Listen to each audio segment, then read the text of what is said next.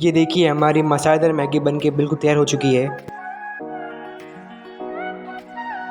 Hello दोस्तों, welcome to my channel. तो दोस्तों हम सब मैगी खा रखी है, क्यों ना मैंने सोचा कि हम उसी मैगी के अंदर हम और फ्लेवर ऐड करके चटपटी सी मैगी बनाई जाए। तो दोस्तों वीडियो को फटाफट शुरू करते हैं और वीडियो को पूरा ज़रूर देखिएगा।